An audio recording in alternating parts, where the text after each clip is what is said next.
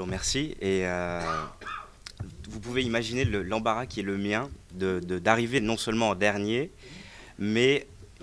Hop, voilà. Vous m'entendez mieux peut-être. Voilà, je disais, vous pouvez imaginer aisément l'embarras qui est le mien d'arriver non seulement en dernier, mais de parler derrière des intervenants qui sont aussi prestigieux que brillants et qui ont tout dit. Dans mon malheur, j'ai beaucoup de chance parce que mon propos est en fait complémentaire. Ça veut dire quoi? Ça veut dire que je vais m'attarder sur la dimension citoyenne, politique, démocratique de la participation. Parce que participation en latin, c'est prendre sa part, mais c'est aussi avoir sa part. Donc prendre sa part en politique, c'est prendre sa part de la décision qui affecte la communauté. Je vais peut-être me présenter un petit peu mieux avant cela.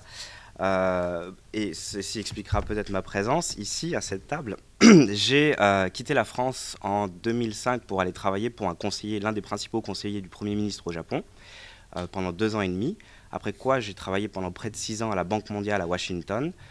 J'ai également écrit plusieurs bouquins sur Barack Obama et la vie politique américaine, et je suis aujourd'hui directeur de campagne dans une ville, directeur de campagne pour un mouvement citoyen dans une ville de banlieue, Sevran, où on essaie de créer de la participation citoyenne et en tout cas pour le moment ça marche plutôt bien. Ce qui fait que je suis ici, c'est peut-être pour faire quelque chose qu'on ne fait pas assez en France, qui est de regarder ce qui se passe au dehors de France. Depuis la crise de 2008, depuis la crise financière de 2008, on a un retour sur la scène politique du citoyen. On l'a vu dans les printemps arabes, où on s'est dressé contre les humiliations. On l'a vu avec Occupy Wall Street, où on s'est levé contre les inégalités, avec les indignés contre le chômage en Espagne. Si vous pensez que c'est ponctuel, sachez qu'en 2011, il y a eu des manifestations dans 88 pays représentant la moitié de l'humanité. Et si ça arrive maintenant, ce n'est pas un hasard du tout. C'est parce que le XXe siècle s'ouvre au confluent de 3 grandes révolutions qui bouleversent l'humanité. La première, c'est l'urbanisation. On s'achemine tous vers les villes. On est aujourd'hui 52% de l'humanité à vivre en ville. On sera 70% d'ici 2030, je pense même avant. Pour être plus précis, on est 1/5 de la population mondiale à vivre dans 600 villes. Les grandes villes, elles sont passées, les grandes villes, c'est les méga-cities, c'est 10 millions d'habitants ou plus. On en avait 3 dans les années 70, aujourd'hui on en a une vingtaine, on aura beaucoup plus, notamment en Asie, à la fin de ce siècle. Donc on est beaucoup plus urbanisé qu'avant. Deuxième grande révolution, on est beaucoup plus éduqué qu'avant. En 1900, on était 1,5 million d'individus, d'étudiants dans le monde entier. 1,5 million. Aujourd'hui, on est 100 millions, 200 fois plus. Avec les universités en ligne, vous avez aujourd'hui accès à des cours de qualité n'importe où dans le monde pourvu que vous ayez une bonne connexion à Internet. Ça veut dire qu'il y a des cours aujourd'hui sur l'économie comportementale, sur la mécanique, sur l'introduction à l'anglais, qui sont suivis par, à un instant T, 500 000 étudiants dans le monde. En 1900, on était 500 000 étudiants en tout et pour tout. Aujourd'hui, il y a certains cours qui sont suivis en direct partout dans le monde par 500 000 étudiants dans le monde. On estime que l'ensemble de l'humanité sera alphabétisé au mi-temps du siècle. Et enfin, la troisième grande révolution, vous l'avez dans vos poches, elle nous dérange de temps à autre quand on a un colloque, ce sont les téléphones portables, c'est Internet. On est aujourd'hui à peu près 2,5 milliards d'internautes dans le monde, bientôt 5. On aura en 2014 plus de téléphones portables que d'êtres humains. Donc 7 milliards, un peu plus. Ça veut dire qu'on est donc plus urbanisé, plus éduqué, plus informé, mieux connecté, donc mieux organisé. Dans ce contexte, c'est là qu'on assiste à une crise du politique. Des crises économiques, il y en a eu avant, ce n'est pas pour autant qu'on remettait systématiquement en cause le rôle du politique. Ce qui se passe aujourd'hui, c'est qu'avec des gens qui sont mieux éduqués, en capacité de s'organiser sur un territoire donné, eh bien, face à un administrateur qui avant avait la compétence, l'expertise, la capacité de communiquer, de donner des ordres sur un territoire délimité, aujourd'hui le citoyen a cette capacité. Donc il y a une crise de l'autorité politique. Et c'est un phénomène qui est inarrêtable. À ce stade, en tout cas, on ne voit pas comment les choses iraient autrement. D'autre part, et je vais reprendre mes notes parce que là, je n'ai pas tous les chiffres en tête, De plus en plus d'individus dans le monde ont accès au processus de participation politique. Je cite les chiffres d'un think tank américain. En 1900, aucun pays n'avait un système politique multipartite et compétitif fondé sur le suffrage universel, et à peine 12% de l'humanité vivait sous un régime qualifiable de démocratique. Par contraste, aujourd'hui, 120 des 192 nations reconnues internationalement sont gouvernées par des démocraties électorales et 60% de la population vit dans un régime démocratique. Donc de plus en plus de gens participent à la vie, à la vie politique, ont la capacité de participer. Et enfin, il y a un dernier facteur qui génère ce retour de la participation politique. C'est ce que Jacques Donzelot a très bien expliqué. Finalement, c'est le sociologue Jacques Donzelot a parlé de la mondialisation en disant « Dans le monde de la compétition mondialisée, le rôle de l'État ne disparaît pas.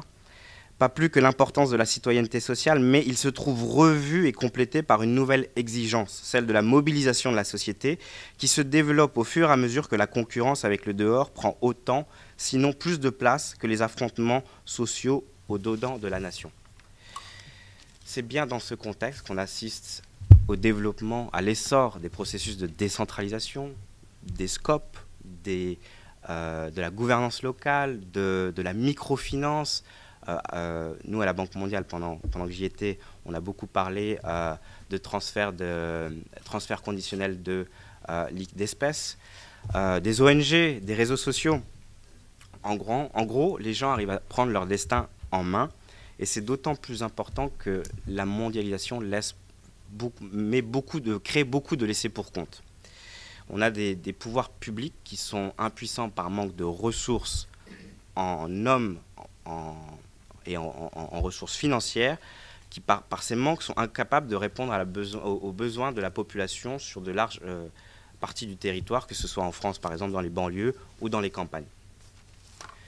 C'est pour autant pas la participation citoyenne n'est pour autant pas la panacée, la réponse à tout. D'abord parce qu'elle se heurte à des obstacles de taille. À l'échelon local, on pense au lobby, à la corruption, et à bien d'autres soucis qu'on connaît dans les municipalités, à la fiscalité, qui paye pour qui et pourquoi.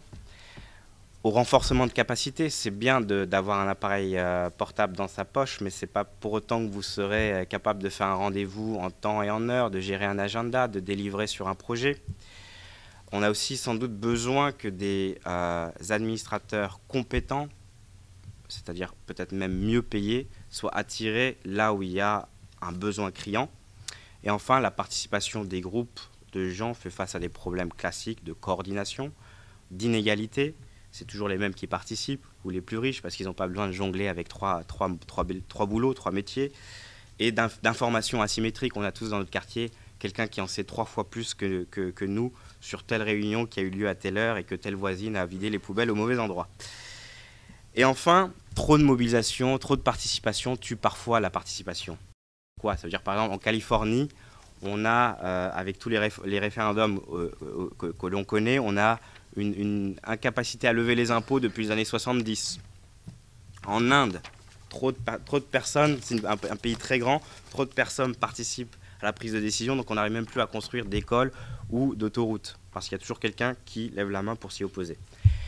Et dans ce contexte, la Banque mondiale, et je vais peut-être conclure sur ce propos, a fait une étude parue cette année sur la participation, les modes de participation divers et variés, en passant en revue 400 études, projets, etc.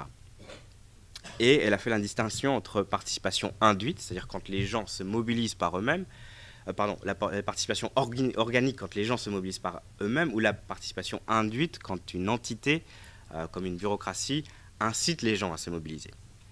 Et donc elle a essayé de voir si la seconde, la participation induite, fonctionnait, si ça marchait, si c'était efficace. Et sa réponse est simple. On ne sait pas.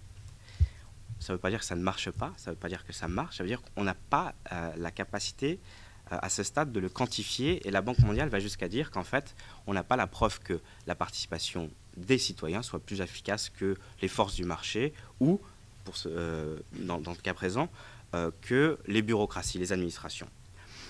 Et en réalité, on peut conclure, on peut se dire que les mouvements citoyens dont on voit la naissance, l'essor, le développement partout aux quatre coins du monde, échouent à partir du moment où on leur demande ce qu'ils veulent. C'est-à-dire, ils revendiquent, mais le jour où on leur demande de proposer, ils ne peuvent pas. Et je pense qu'il y a un relais institutionnel qui doit pouvoir prendre la main. C'est-à-dire qu'aujourd'hui, s'il y a une crise du politique, les mouvements citoyens doivent revendiquer et participer, mais le politique va retrouver une légitimité le jour où il pourra à nouveau proposer au nom des citoyens, mais aussi avec les citoyens. Voilà. Merci.